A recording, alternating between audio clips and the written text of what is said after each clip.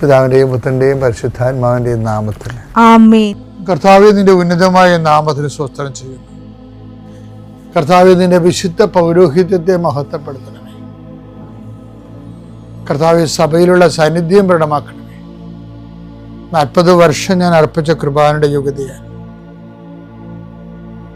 കൃപാസ്ഥാനത്താറെ ജീവനോടെ പ്രത്യക്ഷപ്പെട്ട പരിശുദ്ധ അമ്മയുടെയും മാധ്യസ്ഥത്തിൽ ഇന്ന് ഉത്തരവാദിത്തങ്ങളിലേക്ക് പോകുന്ന എല്ലാവരെയും ഞാൻ ഈശ്വര നാമത്തിൽ ആശീർവദിക്കുന്നു. ജോലി, വീട്, വിവാഹം, ബാങ്ക്, പരീക്ഷ, പഠനം, ഇൻ്റർവ്യൂ, സ്ഥലമെടുപ്പ്, സ്ഥലം അളവ്, വീട് വെക്കൽ, അപേക്ഷ കൊടുക്കൽ, ഇങ്ങനെ ആശുപത്രി പോക്ക്, ടെസ്റ്റ്, അതുപോലെ തന്നെ ബയോപ്സി, ഇങ്ങനെ എന്തെല്ലാം കാര്യങ്ങൾക്ക് വേണ്ടി നിന്റെ ദൈവപദത്തിൽ നീ പോകുന്നുവോ, come with you wherever you go. നീ എവിടെ പോയാലും നിന്റെ കൂടെ ഞാൻ ഉണ്ടായിരിക്കും. നല്ല കർത്താവിൻ്റെ വാഗ്ദാന പ്രകാരം സഞ്ചാരി മാതാവ് സമയത്തിൻ്റെ അധികാരി നിന്റെ കൂടെ വരികയും നിന്റെ ഉദ്ദേശ ലക്ഷ്യങ്ങളെ ആശീർവദിക്കുകയും നീ അറിയാത്ത അവിചാരിതമായ അപകടങ്ങൾ, ആകസ്മിക സങ്കടങ്ങളിൽ നിന്ന് കർത്താവ് നിന്റെ യാത്രയുടെ ലക്ഷ്യത്തെ സംരക്ഷിക്കട്ടെ. രോഗികൾ, പീഡിതരെ, മാനസിക സങ്കടം അനുഭവിക്കുന്നവര്, ഡിപ്രഷൻ അനുഭവിക്കുന്നവര്, മരുന്ന് കഴിച്ചിട്ട് ഉറക്കം മൂടുകയും ശരീരം തൂക്കം വെക്കുകയും ചെയ്യുന്നതല്ലാതെ പ്രത്യേകിച്ച് പ്രയോജനമൊന്നും ഇല്ലാതെ ഡിപ്രഷൻ കൊണ്ട് വേദനിച്ച് ജീവിക്കുന്ന ആൾക്കാർ, കർത്താവേ നീ അവരെ തൊടണമെന്ന് പ്രാർത്ഥിക്കുന്നു. ഓട്ടിസം കുഞ്ഞുങ്ങളെ, ഹൈപ്പർ ആക്ടിവിറ്റി കുഞ്ഞുങ്ങൾ, അവരുടെ മാതാപിതാക്കന്മാരെ മനസ്സ് കെട്ടുപോയവര്, തകർച്ച, സങ്കടം കൊണ്ട് അവർക്ക് ജീവിക്കാൻ പറ്റാത്തവര്, ജീവിക്കാൻ വേണ്ടി ജീവിതത്തോട് മൽപ്പിടുത്തം നടത്തുന്നവര്, മരുന്ന് കഴിച്ചിട്ടും രോഗം സുഖമാക്കാതെയും രോഗം പൊറുക്കാതെ ഇരിക്കുന്നവർ, എൻ്റെ കർത്താവിന് ഉന്നതമായ നാമത്തിൽ സഭയുടെ അധികാരത്തിൽ കുരിശിൻ്റെ അടയാളത്തിൽ ദൈവശക്തിയാൽ നിനക്ക് ദൈവസന്ധിപ്പ സൗഖ്യം ലഭിക്കട്ടെ. പിതാവും പുത്രനും പരിശുദ്ധാത്മാവായ സർവ്വേശ്വരാ എന്നേക്കും ആമേൻ. അമ്മേ പരിശുദ്ധ അമ്മേ, അമ്മേ പരിശുദ്ധ ദൈവമാതാവേ, കൃപാസനത്തിലൂടെ ഞങ്ങളുടെ ദേശത്തിനും അമ്മ മധ്യസ്ഥം തേടി തന്ന എല്ലാ അനുഗ്രഹങ്ങൾക്കും കൃപകൾക്കും ഞങ്ങളിപ്പോൾ ഹൃദയം നിറഞ്ഞ നന്ദി പറയുന്നു. അമ്മേ പരിശുദ്ധമ്മേ ദൈവമാതാവേ, 2004 ഡിസംബർ 7 ഉച്ചകഴിഞ്ഞ് 2:30 കൃപാസനത്തിൽ സംഭവിച്ച അമ്മ പ്രത്യക്ഷപ്പെടലിനെക്കുറിച്ച് തിരുസഭയ്ക്ക് സമർപ്പിച്ചിരിക്കുന്ന പഠനരേഖകളുടെ സഭാത്മകമായ പഠനം ആരംഭിക്കുവാൻ ഞങ്ങൾ പ്രാർത്ഥിക്കുന്നു. അമ്മേ പരിശുദ്ധമേ, ഭൂസ്വർലോകങ്ങളുടെ രാജ്ഞിയായ അങ്ങേയ്ക്ക് ഭൗമസംരക്ഷണത്തിനായി പ്രപഞ്ചപ്രകൃതിയെ തന്നെ തിരുസഭ പ്രതിഷ്ഠിക്കുവാൻ ഈ പ്രത്യക്ഷീകരണം വഴി ഇടയാക്കണമേ. പരിശുദ്ധമേ, ജപമാല മാതാവേ, സകല കൃപാസനം പ്രാർത്ഥനയോടും ചേർത്ത് ഞങ്ങളിപ്പോൾ പ്രാർത്ഥിക്കുന്ന ഈ കുടുംബത്തിന്റെ പ്രത്യേക നിയോഗം പറ മക്കളെ.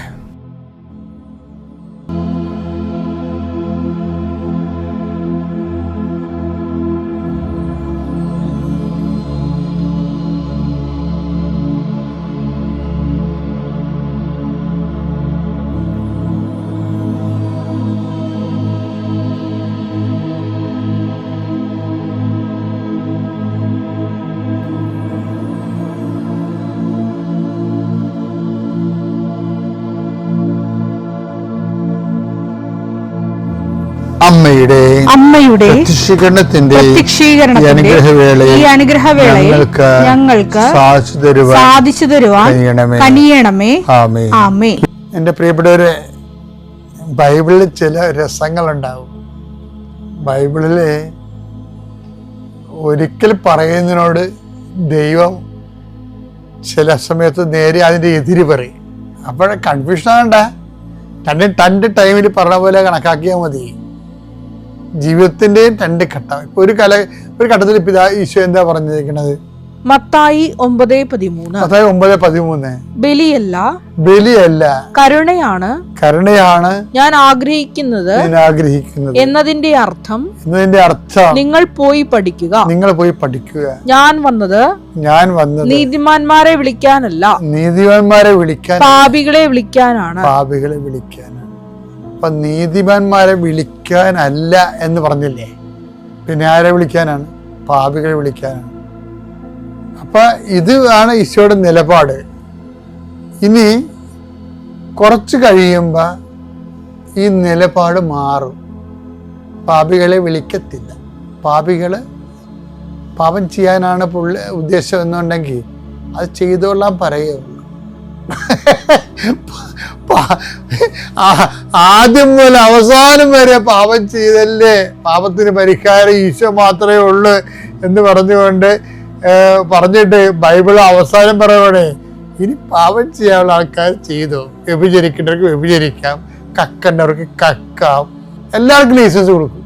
വെളിപാട് 22 അനീതി ചെയ്തിരുന്നവൻ ഇനിയും അനീതി ചെയ്തു കൊള്ളട്ടെ, പാപക്കറ പുരണ്ടവൻ ഇനിയും അങ്ങനെ തന്നെ കഴിഞ്ഞു കൊള്ളട്ടെ. ആരും തിരിച്ചു വരേണ്ട ആവശ്യമില്ല. ഒരു ദൂതപുത്രനും തിരിച്ചു വരണ്ട, അവിടെ തന്നെ കിടന്നാ ഒരു പ്രശ്നമൊന്നുമില്ല, പന്നിക്കൂടി തന്നെ കിടന്നാ.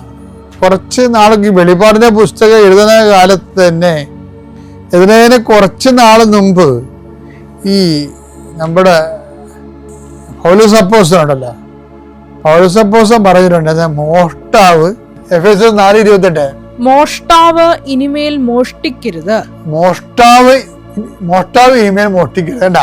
അവൻ ഇല്ലാത്തവരുമായി പങ്കുവെക്കാൻ എന്തെങ്കിലും സമ്പാദിക്കുന്നതിന് വേണ്ടി സ്വന്തം കൈകൾ കൊണ്ട് മാന്യമായ ജോലി ചെയ്യട്ടെ. അതായത് മോഷ്ടാവ് ഇനിമേൽ മോഷ്ടിക്കാതിരിക്കട്ടെ എന്ന് പറയുന്ന ബൈബിളാണ്. ഒരു ടൈം കഴിയുമ്പോൾ ആ ഓഫർ കഴിഞ്ഞ് പാപയ്ക്ക് കയറി വരാനും പാപക്ഷമ സ്വീകരിക്കാനും വേണ്ടിയുള്ള ഒരു ഓഫർ ടൈമുണ്ട്. ഓഫർ ടൈം കഴിഞ്ഞാൽ പിന്നെ ആര് വന്നാലും സ്വീകരിക്കത്തില്ല. അതാണ് പറയുന്നത്, നീതി പ്രവർത്തിക്കുന്നവൻ പ്രവർത്തിക്കട്ടെ. ഏറ്റവും രസം എന്ന് വെച്ചാൽ വെളിപാട് അടിപൊളി പുസ്തകമാണ്. വെളിപാട് പറയുന്നത് ഭീരുക്ക അവിശ്വാസികൾ. വെളിപാട് 21:8 എന്നാൽ ഭീരുക്കൾ അവിശ്വാസികൾ ദുർമാർഗികൾ കൊലപാതകികൾ വ്യഭിചാരികൾ മന്ത്രവാദികൾ വിഗ്രഹാരാധകർ കാപട്യക്കാർ എന്നിവരുടെ ഓഹരി തീയും ഗന്ധകവും എരിയുന്ന തടാകവുമായിരിക്കും. ഇതാണ് രണ്ടാമത്തെ മരണം. അപ്പൊ ഞാനവർക്ക് ദുഃഖ വെള്ളിയാഴ്ച അവിശ്വാസികൾക്ക് വേണ്ടിയൊക്കെ പ്രാർത്ഥിക്കുന്ന സഭ. പക്ഷെ ബൈബിള് ഈ അവിശ്വാസികളെ കാണിക്കുന്നത് എന്താണ്? വിശ്വസിക്കാനുള്ള എല്ലാ സാഹചര്യങ്ങളും ഉണ്ടായിട്ടും സ്വന്തം ദുരഭിമാനം കൊണ്ടും സ്വന്തം തന്നത്തെ അയാൾ തന്നെ ദൈവമായിട്ട് അയാൾ അംഗീകരിക്കുന്ന കാരണവും ഈ ഹ്യൂമനിസ്റ്റിന്റെ ഒക്കെ പ്രശ്നം അതാണല്ല. വലിയ മാനവികതയൊക്കെ പറയുന്നതിന്റെ പേരിൽ എന്താണ്? താൻ തന്നെ ദൈവം എന്നുള്ളതാണ് വിഷയം, മനുഷ്യൻ തന്നെ ദൈവം. അപ്പൊ ആ ഒരു ഐഡിയയിലേക്കാണ് ഈ ഹ്യൂമനിസം ഒക്കെ പോണത്.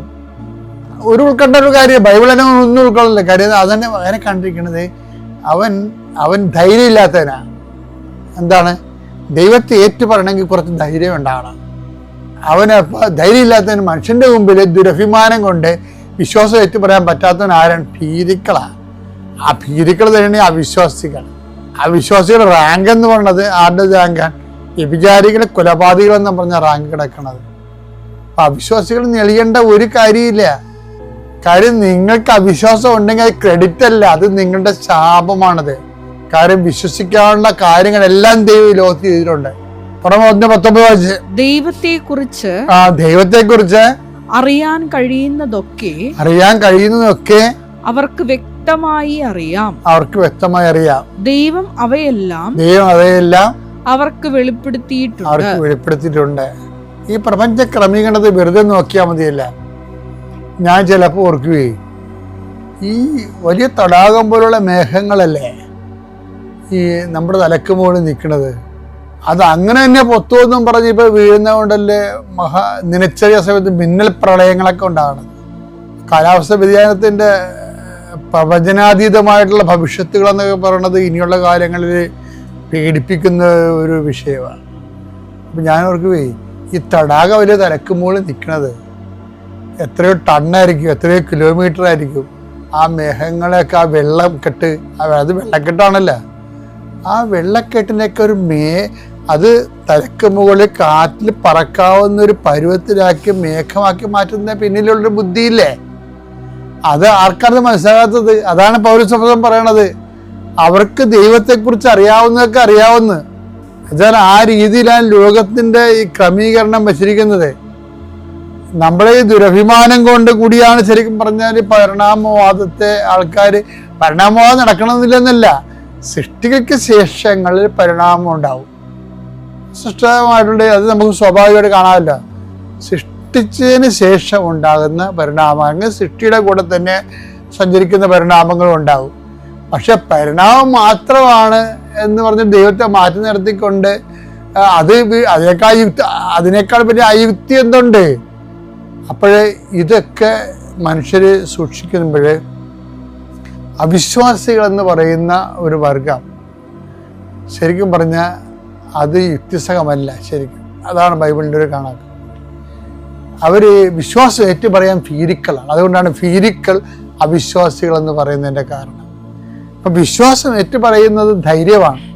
തന്നെയല്ല ഈ നിരീശ്വര പ്രസ്ഥാനത്തിന് വേണ്ടി മരിച്ച ആൾക്കാരെ വളരെ കാണുക. പക്ഷേ ഈശ്വര വിശ്വാസത്തിൻ്റെ പേരിൽ അത് പ്രഖ്യാപിക്കാൻ വേണ്ടി ഇതുമാത്രം രക്തസാക്ഷിയുടെ ഉള്ളത്. അവർക്കൊക്കെ അനുഭവങ്ങളില്ലാത്തതാണ്. ദൈവാനുഭവം എന്ന് പറയുന്നത് ആന്തരികമാണത്.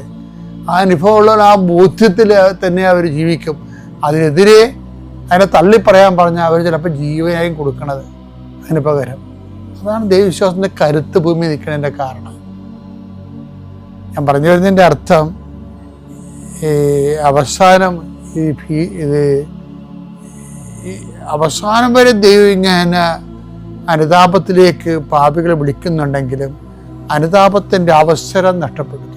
ഹെബ്രായർ 12:17 പിന്നീട് അവകാശം പ്രാപിക്കാൻ ആഗ്രഹിച്ചപ്പോൾ അവൻ തിരസ്കരിക്കപ്പെട്ടുവെന്ന് നിങ്ങൾക്കറിയാമല്ലോ. കണ്ണീരോടെ അവനത് ആഗ്രഹിച്ചെങ്കിലും അനുദപിക്കാൻ അവൻ അവസരം ലഭിച്ചില്ല. അവന് അവസരം ലഭിച്ചില്ലെന്ന്. അപ്പൊ അനുതാപം ഒരു അവസരമാണ്. അത് കാരണം ആ അവസരം ദൈവം തന്നിട്ട് ആ ഒരു ടൈം കഴിഞ്ഞാൽ നിനക്ക് നീ എൻ്റെ അനുതാപം സ്വീകാര്യമല്ലാതെ വരും. അതുകൊണ്ടാണ് ബൈബിൾ പറയണത് ഇനി അനീതി പ്രവർത്തിക്കുന്ന അനീതി പ്രവർത്തിക്കട്ടെ എന്ന് പറഞ്ഞതിൻ്റെ കാര്യം എന്താണ്? തിന്മ ചെയ്യുന്ന തിന്മ ചെയ്യട്ടെ. അപ്പം ഈ അവസരം ഒരു നോൻപുകാലം ഒരു അവസരമാണ്. ഓരോ മനുഷ്യർക്കും ഇതുപോലെ ദൈവം ഓരോ സമയം കൊടുത്തിട്ടുണ്ട് അവസരം. ആ അവസരത്തെ തന്നെ അവനെ അനുദപിക്കണം. അത് കഴിഞ്ഞാൽ ചിലപ്പോൾ അനുതാപം സ്വീകാര്യമായിരിക്കത്തില്ല. സ്വീകാര്യമായ സമയത്താണ് നമ്മുടെ അനുതാപം പോലും ദൈവം സ്വീകരിക്കുന്നത്. ബൈബിളിലെ 2 കൊരിന്ത്യർ നമ്മൾ വായിക്കുന്നില്ലേ? ഇതാണ് സ്വീകാര്യമായ സമയം. 2 കൊരിന്ത്യർ 6:2 അവിടുന്ന് അരുൾ ചെയ്യുന്നു സ്വീകാര്യമായ സമയത്ത് ഞാൻ നിന്റെ പ്രാർത്ഥന കേട്ടു.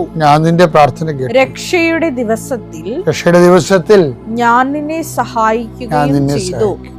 ഇതാ ഇപ്പോൾ സ്വീകാര്യമായ സമയം. ഇതാ ഇപ്പോൾ രക്ഷയുടെ ദിവസം. ഈ നോൻപ് കാലത്തിന്റെ അരൂപി മനസ്സിലായിക്കൊണ്ട് അനുതാപത്തിലേക്ക് വന്ന് ദൈവത്തെ സ്വീകരിക്കാൻ ദൈവം നമ്മളെ സഹായിക്കട്ടെ. പിതാവിന്റെയും പുത്രന്റെയും പരിശുദ്ധാത്മാവിന്റെ നാമത്തിൽ. വിശ്വാസ പ്രമാണം. സർവശക്തനായ പിതാവും ആകാശത്തിന്റെയും ഭൂമിയുടെയും സൃഷ്ടാവുമായ ദൈവത്തിൽ ഞാൻ വിശ്വസിക്കുന്നു. അവിടുത്തെ ഏകപുത്രനും ഞങ്ങളുടെ കർത്താവുമായ ഈശോ മിശിഹായിലും ഞാൻ വിശ്വസിക്കുന്നു. ഈ പുത്രൻ പരിശുദ്ധാത്മാവിനാൽ ഗർഭസ്ഥനായി കന്യകാമറിയത്തിൽ നിന്ന് പിറന്ന് പൊന്തിയോസ് പീലാത്തോസിന്റെ കാലത്ത് പീഡകൾ സഹിച്ച് കുരിശിൽ തറയ്ക്കപ്പെട്ട് മരിച്ച് അടക്കപ്പെട്ട് പാതാളങ്ങളിൽ ഇറങ്ങി മരിച്ചവരുടെ ഇടയിൽ നിന്ന് 3-ാം നാൾ ഉയർത്ത് സ്വർഗത്തിലേക്ക് എഴുന്നള്ളി സർവശക്തിയുള്ള പിതാവായ ദൈവത്തിന്റെ വലതുഭാഗത്തിരിക്കുന്നു. അവിടെ നിന്ന് ജീവിക്കുന്നവരെയും മരിച്ചവരെയും വിധിക്കുവാൻ വരുമെന്നും ഞാൻ വിശ്വസിക്കുന്നു. പരിശുദ്ധാത്മാവിലും ഞാൻ വിശ്വസിക്കുന്നു. വിശുദ്ധ കത്തോലിക്കാ സഭയിലും പുണ്യവാന്മാരുടെ ഐക്യത്തിലും പാപങ്ങളുടെ മോചനത്തിലും ശരീരത്തിന്റെ ഉയർപ്പിലും നിത്യമായ ജീവിതത്തിലും ഞാൻ വിശ്വസിക്കുന്നു. ആമേൻ. സ്വർഗ്ഗസ്ഥനായ ഞങ്ങളുടെ പിതാവേ, അങ്ങയുടെ നാമം പൂജിതമാകണമേ. അങ്ങയുടെ രാജ്യം വരണമേ. അങ്ങയുടെ തിരുമനസ് സ്വർഗത്തിലെ പോലെ ഭൂമിയിലും ആകണമേ. അന്നു വേണ്ടുന്ന ആഹാരം ഇന്ന് ഞങ്ങൾക്ക് തരണമേ. ഞങ്ങളോട് തെറ്റ് ചെയ്യുന്നവരോട് ഞങ്ങൾ ക്ഷമിക്കുന്നത് പോലെ ഞങ്ങളുടെ തെറ്റുകൾ ഞങ്ങളോടും ക്ഷമിക്കണമേ. ഞങ്ങളെ പ്രലോഭനത്തിൽ ഉൾപ്പെടുത്തരുതേ, തിന്മയിൽ ഞങ്ങൾ രക്ഷിക്കണമേ. ആമേൻ. നന്മ നിറഞ്ഞ മറിയമേ, സ്വസ്തി. കർത്താവ് അങ്ങയുടെ കൂടെ സ്ത്രീകളിൽ അങ്ങ് അനുഗ്രഹിക്കപ്പെട്ടവളാകുന്നു. അങ്ങയുടെ ഉദരത്തിൻ ഫലമായി ഈശോ അനുഗ്രഹിക്കപ്പെട്ടവനാകുന്നു. പരിശുദ്ധ മറിയമേ, തമ്പുരാന്റെ അമ്മേ, പാപികളായ ഞങ്ങൾക്ക് വേണ്ടി ഇപ്പോഴും ഞങ്ങളുടെ മരണസമയത്തും തമ്പുരാനോട് അപേക്ഷിക്കണമേ. ആമേൻ. പരിധി വരെ കുറച്ച് എനിക്ക് തന്നു. അതുകൊണ്ടാണ് എനിക്ക് ഇവിടെ നിന്ന് ഇങ്ങനെ സാക്ഷ്യം പറയാനൊക്കെ നിൽക്കാനും ഒക്കെ ധൈര്യം കിട്ടിയത്. മരുന്ന് 1 വർഷം കഴിച്ചിട്ട് അത് നിർത്തിയായിരുന്നു. നിർത്തി. ഞാൻ പറഞ്ഞ് കഴിക്കണ്ട, പിന്നെയും കഴിക്കാൻ പറയുന്നു. ഞാൻ പറഞ്ഞ് കഴിക്കണ്ട, ഞാൻ മാതാവിനോട് ഞാൻ കൃപാസനത്തിൽ പോകുന്നുണ്ട്, ഞാൻ പ്രാർത്ഥിച്ചോളാം, അല്ലല്ലോ ഇനിയും വരുമ്പോൾ അച്ഛനെ വന്ന് കാണാം എന്നൊക്കെ പറഞ്ഞിരിക്കുമ്പോഴാണ് പിറ്റേ മാസം പറഞ്ഞത് ഞാൻ പ്രഗ്നൻ്റാണ് എന്ന്. അതൊരു വലിയ അത്ഭുതമായിരുന്നു. പിന്നെ എനിക്ക് തൈലം തേച്ചത് തടിപ്പുണ്ടായിരുന്നത് അത്ഭുതകരമായിട്ട് മാറി കിട്ടി. പിന്നെ മോള് CA ഫൈനൽ എക്സാം പഠിച്ചുകൊണ്ട് ഒരു ഗ്രൂപ്പ് പാസ്. എൻ്റെ പേര് ബിജി. ഞാൻ തിരുവനന്തപുരത്ത് നിന്നാണ് വരുന്നത്. ഞാൻ 2020 ഫെബ്രുവരിയിലാണ് ആ ഉടമ്പടി എടുക്കുന്നത്. എൻ്റെ ഹസ്ബൻഡിൻ്റെ അമ്മയ്ക്ക് 33 വർഷമായിട്ട് പൈൽസ് ഉണ്ടായിരുന്നു. അപ്പോൾ അമ്മ വിദേശത്താണ് ജോലി ചെയ്യുന്നത്, സൗദിയിലാണ്. അമ്മയ്ക്ക് ഞങ്ങൾ ഇവിടെ വന്ന് ഉടമ്പടി എടുത്തതിന് ശേഷം ഇവിടുത്തെ തൈലം വേറൊരാളുടെ കയ്യിൽ കൊടുത്തു വിട്ടിരുന്നു. അപ്പോൾ അമ്മ അത് ഉപയോഗിച്ച് പ്രാർത്ഥിച്ചതിൻ്റെ ഫലമായിട്ട് പൈൽസ് മാറിക്കിട്ടി. എത്ര വർഷമായിട്ടാണ്? 33 വർഷമായിട്ട് അമ്മയ്ക്കുണ്ടായിരുന്ന ആ പൈൽസ് രോഗം മാറിക്കിട്ടി. അതിനുശേഷം അമ്മയ്ക്ക് കോവിഡ് വന്നു. അപ്പോൾ അതും പൂർണ്ണമായിട്ട് സൗഖ്യപ്പെട്ടു. പിന്നീട് എൻ്റെ മകൾക്ക്, എൻ്റെ 2ാമത്തെ കുഞ്ഞിന് ഒരു കിഡ്നിക്ക് വലിപ്പം കൂടുതലായിരുന്നു. അപ്പോൾ അവൾക്ക് 2019 നവംബറിലാണ് അവളെ പ്രസവിച്ചത്. അപ്പോൾ ഡിസംബർ ആയപ്പോഴും അവൾക്ക് ചെറിയൊരു യൂറിൻ ഇൻഫെക്ഷനൊക്കെ വന്ന് ഞങ്ങൾ ഡോക്ടറെ കാണിച്ചപ്പോൾ അവൾക്ക് ഒരു കിഡ്നിക്ക് വലിപ്പം കൂടുതലാണെന്ന് പറഞ്ഞു. അപ്പോൾ വീണ്ടും സ്കാൻ ചെയ്യണം, തിരുവനന്തപുരം SITയിൽ പോയി ട്രീറ്റ്മെൻറ്റ് എടുക്കണമെന്ന് പറഞ്ഞു. അപ്പോൾ ഞങ്ങൾ പെട്ടെന്ന് തന്നെ ഇവിടെ ഉടമ്പടി എടുക്കാമെന്ന് നേർച്ച നേർന്നു. അതിന് ഫലമായിട്ട് ഞങ്ങൾ SITയിൽ പോയി അവിടെ കാണിച്ചപ്പോൾ അവർ പറഞ്ഞു ട്രീറ്റ്മെൻറ്റ് ഒന്നും എടുക്കണ്ട, വീണ്ടും ഒരു സ്കാൻ കൂടി ചെയ്യാൻ പറഞ്ഞു. അങ്ങനെ ഞങ്ങൾ സ്കാൻ ചെയ്തപ്പോൾ അത് കിഡ്നി നോർമലായിട്ടുണ്ടെന്ന് പറഞ്ഞു. പിന്നീട് ഞങ്ങൾ കൊറോണ കാരണം ഇങ്ങോട്ടൊന്നും വരാൻ സാധിച്ചില്ല. പിന്നെ ഇപ്പോൾ ഈ 2022 വന്ന് ഞങ്ങൾ വീണ്ടും ഉടമ്പടി പുതുക്കിയത്. അത് കഴിഞ്ഞിട്ട് ഒരു ജോലിക്ക് വേണ്ടി ഞങ്ങളിവിടെ ഉടമ്പടിയിൽ പറഞ്ഞിരുന്നു. അപ്പോൾ എനിക്കിപ്പോൾ ഒരു ജോലി ശരിയായി, സൗദിയിലേക്ക് പോകുന്നതിനാണ്. മെയ് 15-ാം തീയതിയിലാണ് എനിക്ക് പോകേണ്ടത്. പിന്നെ എനിക്ക് ഭയങ്കരമായിട്ട് ഒരു ദിവസം പെട്ടെന്ന് ഭയങ്കര ക്ഷീണവും തളർച്ചയൊക്കെ വന്നിരുന്നു. ഞങ്ങൾ ഇതുവഴി പോയപ്പോൾ ഇവിടെ ഒന്ന് കയറിയിട്ട് പോയിരുന്നു. അതിനുശേഷം വീട്ടിൽ ചെന്നതിന് ശേഷം എനിക്ക് ഭയങ്കര ക്ഷീണവും തളർച്ചയായിരുന്നു. എന്താണെന്ന് അറിയില്ല, എനിക്ക് ഭയങ്കര കോൺസ്റ്റിപ്പേഷനൊക്കെ ഉണ്ടായി. അങ്ങനെ ഞാൻ തന്നെ സ്വയം ചെക്ക് ചെയ്തപ്പോഴും മനസ്സിലായി ഉള്ളിലൊരു മുഴയുണ്ടെന്ന്. അപ്പോൾ എനിക്ക് ഭയങ്കര വിഷമം വരും. ഞാനത് ആരോടും പറഞ്ഞില്ല, എൻ്റെ ഹസ്ബൻഡിനോട് ആരോടും പറഞ്ഞില്ല. എൻ്റെ അമ്മ മാതാവിൻ്റെ മുമ്പിൽ മാത്രം കരഞ്ഞ് ഞാൻ കണ്ണീരോടെ ഞാൻ പ്രാർത്ഥിച്ചു. എനിക്ക് ജോലിയുടെ ആവശ്യങ്ങൾക്ക് പോകണം, എൻ്റെ മക്കളൊക്കെ കുഞ്ഞുങ്ങളാണ്, കൊച്ചു കുഞ്ഞുങ്ങളാണ്, അവരെ വളർത്തണം. ഇങ്ങനെയൊക്കെ ഒരു ബുദ്ധിമുട്ട് വന്നാൽ എനിക്ക് ചിലപ്പോൾ ഓപ്പറേഷനോ അങ്ങനെയൊക്കെ കാര്യങ്ങൾ വേണ്ടി വരുമല്ലോ എന്നൊക്കെ ഞാൻ അങ്ങനെയൊക്കെ ചിന്തിച്ച് മാതാവിൻ്റെ അടുത്ത് ഞാൻ കരഞ്ഞ് പ്രാർത്ഥിച്ചു. അങ്ങനെ ഞാൻ ഇവിടുത്തെ വെഞ്ചരിച്ച തൈലം ഉപയോഗിച്ച് ഞാൻ പ്രാർത്ഥിച്ചു. അതിൻ്റെ ഫലമായിട്ട് എനിക്ക് ആ ഒരു ക്ഷീണവും തളർച്ചയും ബുദ്ധിമുട്ടും ഒക്കെ പൂർണ്ണമായും എനിക്ക് മാറിക്കിട്ടി. പിന്നെ അതിൻ്റെ ഒരു തളർച്ച ക്ഷീണമോ ഒന്നും ഇതുവരെ ഉണ്ടായിട്ടില്ല. പിന്നീട് കുടുംബ പ്രാർത്ഥനയൊക്കെ ചൊല്ലുന്നതിന് ഇവിടെ ഉടമ്പടിയൊക്കെ എടുക്കുന്നതിന് മുമ്പ് ഭയങ്കര മടിയൊക്കെ ആയിരുന്നു. അപ്പോൾ അതൊക്കെ മാറിക്കിട്ടി. എല്ലാ ദിവസവും മുടങ്ങാതെ കുടുംബ പ്രാർത്ഥന ചൊല്ലുവാനും സാധിക്കുന്നുണ്ട്. മുട്ടുകുത്തി ജോമാല ചൊല്ലുവാനും എനിക്ക് മടിയായിരുന്നു. അപ്പോൾ അതും മാറിക്കിട്ടി. എല്ലാ ദിവസവും മുട്ടുകുത്തി തന്നെ ജോമാല ചൊല്ലുവാൻ എനിക്കിപ്പോൾ സാധിക്കുന്നുണ്ട്. പിന്നീട് എൻ്റെ കുഞ്ഞുങ്ങൾക്ക്, എൻ്റെ മൂത്ത മകന് സംസാരിക്കുമ്പോൾ അവന് നല്ലപോലെ അക്ഷരങ്ങളൊന്നും സ്ഫുടമായിട്ട് വരില്ലായിരുന്നു. അപ്പോൾ അമ്മ മാതാവിനോട് ഞാനത് പ്രാർത്ഥിച്ചു. അതിൻ്റെ ഫലമായിട്ട് അവനിപ്പോൾ അതിലൊക്കെ ഒത്തിരി മാറ്റങ്ങളുണ്ടായിട്ടുണ്ട്. അതുപോലെ തന്നെ എൻ്റെ ഹസ്ബൻഡിൻ്റെ അനിയത്തിക്ക് അവളുടെ കുഞ്ഞിനും ഒരു വിക്കലുണ്ടായിരുന്നു. അവളിവിടെ വന്ന് ഉടമ്പടി എടുത്തു. അതിൻ്റെ ഫലമായിട്ട് അവൾക്കിപ്പോൾ പൂർണ്ണമായിട്ടും ആ വിക്കൽ മാറി കിട്ടിയിട്ടുണ്ട്. എൻ്റെ പേര് ആലീസ് പൗലോസ്. ഞാൻ എറണാകുളം ജില്ല ചെറായിൽ നിന്ന് വരുന്നു. ഞാൻ മാർച്ച് 17 2021 ഇവിടെ വന്നുകൊണ്ട് ഉടമ്പടി എടുത്തു. ഞാൻ 18 കൊല്ലമായിട്ട് എൻ്റെ ഭയങ്കര കാലുവേദനയായിരുന്നു, കാൽമുട്ട് തേയ്മാനം മൂലം. പക്ഷേ ഇനി ഇവിടെ വന്ന് പിറ്റേ ദിവസം തന്നെ എനിക്ക് മരുന്നില്ലാതെ ഈ നിമിഷം വരെ നടക്കുവാൻ സാധിക്കുന്നുണ്ട്. ഒരുപാട് എനിക്ക് ബുദ്ധിമുട്ടുണ്ടായിരുന്നു, മുട്ടുകുത്തുവാനും ബുദ്ധിമുട്ടായിരുന്നു. പക്ഷേ പ്രത്യക്ഷീകരണ പ്രാർത്ഥന ചെല്ലുന്ന സമയത്ത് ഞാൻ മുട്ടുകുത്തി പ്രാർത്ഥന ചെല്ലുമായിരുന്നു. അങ്ങനെ തമ്പുരാൻ എന്നെ അനുഗ്രഹിച്ചു. പിന്നെ എനിക്കുണ്ടായത് വലിയൊരു അപകടമുണ്ടായിരുന്നു. ട്രാൻസ്പോർട്ട് ബസ്സിൻ്റെ മുൻപിൽ ഞാൻ കമന്നടിച്ച് വീണു. ആ നിമിഷം വേറൊരു വാഹനങ്ങളൊന്നും വന്നില്ല. അമ്മയുടെ കാശുരൂപവും കൊന്തയും എൻ്റെ കയ്യിലുണ്ടായിരുന്നു. എനിക്ക് നേരിയൊരു പോറൽ മാത്രം എൻ്റെ കൈക്കുണ്ടായിരുന്നുള്ളൂ. അത് വീട്ടിൽ വന്ന് ഉടമ്പടി തൈലം പുരട്ടി അതും എനിക്ക് സൗഖ്യപ്പെട്ട് കിട്ടി. പിന്നെ എനിക്ക് പോക്കുവരവ് നടത്തുവാനായിട്ട് ഒരുപാട് നാളുകൊണ്ട് ഞാൻ നടക്കുന്നത്, പക്ഷേ എനിക്ക് നടന്നിരുന്നില്ല. 4 കൊല്ലമായിട്ട് ഞാൻ നടക്കുകയാണ് പോക്കുവരവിന് വേണ്ടി. പക്ഷേ അത് തടസ്സം മൂലം ഞാൻ പോകാതിരുന്നു. ഇവിടെ വന്നിരുന്നു കൊണ്ട് ഉടമ്പടി എടുത്തതിന് ശേഷം വീണ്ടും നാത്തും ചെന്നുകൊണ്ട് കൊടുത്തു. എനിക്ക് നടക്കാനായിട്ട് ഭയങ്കര ബുദ്ധിമുട്ടായതുകൊണ്ട്. പക്ഷേ അവിടെ ചെന്നുകൊണ്ട് ഫോൺ വിളി മാത്രമേ നടന്നിട്ടുള്ളൂ, ഞാൻ ചെന്നിട്ടില്ല. പക്ഷേ താലൂക്കിലും വില്ലേജിലും ഫോൺ ചെയ്ത് പറഞ്ഞ് എനിക്ക് ആ പോക്കുവരവ് എത്രയും വേഗം എനിക്ക് അവർ നടത്തി തന്നു. ഇത്രയും വലിയ ഉപകാരം ചെയ്ത മാതാവിനും തിരുക്കുമാരനും ഞാൻ കോടാനുകൂടി നന്ദി പറയുന്നു.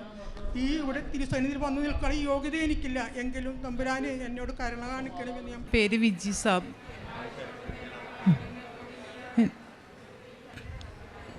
എൻ്റെ പേര് വിജി സാബു. ഇരുമ്പനം നിർമ്മലാംബിക ചർച്ച്, തൃപ്പൂണിത്തറ. മെയ് 2019 ഞാൻ ഉടമ്പടി എടുത്തത്. എൻ്റെ ഭർത്താവിന് 1 വർഷത്തിന് മേലുണ്ടായിരുന്ന ഷുഗർ മൂലം കാല് പഴുത്ത് വ്രണമായിട്ടിരുന്നത്. ഉടമ്പടി മൂലം അച്ഛനെ കണ്ട് അച്ഛൻ പറഞ്ഞു, അച്ഛന് തലയിൽ കൈവച്ചു പ്രാർത്ഥിച്ചു. അതിൻ്റെ ഫലമായി ഉടമ്പടി തൈലവും ഉപ്പും ഉപയോഗിച്ച് പൂർണ്ണമായും കരിഞ്ഞുണങ്ങി തന്നു. എന്തുമാത്രം ഉണ്ടായിരുന്നു ആ മുറിവ് എന്തുമാത്രം ഉണ്ടായിരുന്നു? ഒരു വിരലിട്ടാൽ ഡോക്ടർ വിരലിട്ടിട്ട് നല്ലോണം നല്ല ആഴത്തിലുള്ള മുറിവായിരുന്നു. ഈ മകൾക്ക് എനിക്ക് ഒരു 20 വർഷത്തിന് മേൽ പഴക്കമുണ്ടായിരുന്ന ശ്വാസം മുട്ടൽ ഉടമ്പടി എടുത്തതുപോലെ പൂർണ്ണമായും ഇന്ന് വരെ എനിക്ക് അസുഖം വന്നിട്ടില്ല. ഇതുകൂടാതെ എൻ്റെ മകൾക്ക് ഡിഗ്രി കഴിഞ്ഞ ഉടനെ തന്നെ നല്ലൊരു ജോലിയിൽ പ്രവേശിക്കാൻ സാധിച്ചു. അതുപോലെ ഞങ്ങൾക്ക് ഒരു കട തുടങ്ങാനുള്ള വലിയ ആഗ്രഹം ഉണ്ടായിരുന്നു. ഇവിടെ കൃപാസനത്തിൽ വിളിച്ച് പറഞ്ഞു. അതിൻ്റെ ഫലമായി മെയ് 7 കഴിഞ്ഞ വർഷം മെയ് 7 കട തുടങ്ങാനുള്ള അനുഗ്രഹം അമ്മ തന്നു. ഞങ്ങൾക്ക് ചെറുതും വലുതുമായിട്ടുള്ള ഒത്തിരി അനുഗ്രഹങ്ങൾ അമ്മ തന്നിട്ടുണ്ട്. സാക്ഷ്യം പറയാൻ താമസത്തിൽ മാപ്പ് പറയുന്നു. അമ്മയ്ക്കും കൃപാസമാതാവിനും 1000 നന്ദി. എൻ്റെ പേര് ഗ്രേസി ജോസഫ്. ഞാൻ പൊള്ളേത്തയിൽ നിന്ന് വരുന്നു. ഞാൻ 18 ഉടമ്പടി എടുത്തത്. എനിക്ക് 8 വർഷത്തിന് മുമ്പ് നടുവിന് ഭയങ്കര വേദനയായിരുന്നു. വേദന ആയിട്ട് ഞാൻ കുറേ മരുന്നൊക്കെ പുരട്ടിയെങ്കിലും ഒന്നും മാറിയില്ല. ഞാൻ ഡോക്ടറെ കാണാൻ ചെന്നപ്പോൾ എന്നോട് സ്കാൻ ചെയ്യാൻ പറഞ്ഞു. സ്കാൻ ചെയ്തപ്പോൾ ഡോക്ടർ പറഞ്ഞു 2 കിഡ്നിയിൽ 1 കാണുവാനില്ല, 1 കിഡ്നി മാത്രമേ ഉള്ളൂ, അത് ചെറിയ തോതിൽ മാത്രമേ പ്രവർത്തിക്കുന്നുള്ളൂ. വീണ്ടും എന്നോട് ബ്ലഡ് ചെക്ക് ചെയ്യാൻ പറഞ്ഞു. ബ്ലഡ് പരിശോധിക്കാൻ കൊടുത്തപ്പോൾ ഞാൻ മാതാവിനെ വിളിച്ച് എപ്പോഴും നിരന്തരമായിട്ട് പ്രാർത്ഥിച്ചതിൻ്റെ ഫലമായി ബ്ലഡിൽ എനിക്ക് അപ്പോഴും 1 കിഡ്നി മാത്രമേ ഉള്ളൂ. പക്ഷെ അത് കുഴപ്പമില്ല, അത് നല്ല പോലെ പ്രവർത്തിക്കുന്നു എന്ന് പറഞ്ഞു. അത് കഴിഞ്ഞ് ഈ 8 വർഷത്തിനുള്ളിൽ ഞാൻ ഡോക്ടറെ കാണാൻ പോകാനോ ഒന്നും പറ്റിയില്ല. ഈ കഴിഞ്ഞതിൻ്റെ മുമ്പത്തെ മാസം എനിക്ക് വീണ്ടും നടുവിന് വേദന വന്നു. വേദനയായിട്ട് എനിക്ക് 1 കപ്പ് വെള്ളം പോലും കുനിഞ്ഞെടുക്കാൻ പറ്റാത്ത അവസ്ഥയായി. അങ്ങനെ ഞാൻ ജോലിക്കൊന്നും പോകാതെ വീട്ടിൽ തന്നെയായി. ഞാൻ വീണ്ടും ഡോക്ടറെ കാണാൻ ചെന്നപ്പോൾ ഡോക്ടർ പറഞ്ഞ് തനിക്ക് ആ സ്കാൻ ചെയ്ത റിസൾട്ടുമായിട്ടാണ് ഞാൻ ചെയ്യുന്നത്. റിസൾട്ടുമായിട്ട് ചെന്നപ്പോൾ ഡോക്ടർ ഇത് നോക്കിയിട്ട് എന്നോട് പറഞ്ഞ് ഇത് എക്സ്റേ എടുക്കണം, തനിക്ക് ഒരു മരുന്നും ഇപ്പോൾ തരാൻ പറ്റില്ല, പോയി എക്സ്റേ എടുത്തുകൊണ്ട് വരാൻ പറഞ്ഞു. എക്സ്റേ എടുത്തപ്പോൾ എനിക്ക് മൂത്രത്തിൽ കല്ലാണ് കിഡ്നിയിൽ. അങ്ങനെ ഞാൻ ഡോക്ടർ പറഞ്ഞ ഇങ്ങനെ ഇരിക്കുന്ന സമയത്ത് തനിക്ക് ഒരു കാര്യം ചെയ്യ്, കിഡ്നിയുടെ ഡോക്ടറെ കാണാൻ പറഞ്ഞു. ഞാൻ വീണ്ടും കിഡ്നിയുടെ ഡോക്ടറെ കാണാൻ പോയി ഡേറ്റ് കൊടുത്ത് കിഡ്നിയുടെ ഡോക്ടറെ കാണാൻ ചെന്നപ്പോൾ ഡോക്ടർ എൻ്റെ അടുക്കെ പറഞ്ഞ് ഇത് സ്കാൻ ചെയ്യണം, അല്ലാതെ തനിക്ക് ഒരു മരുന്നും തരാൻ പറ്റിയല്ല, വേറെ മരുന്നൊന്നും തനിക്ക്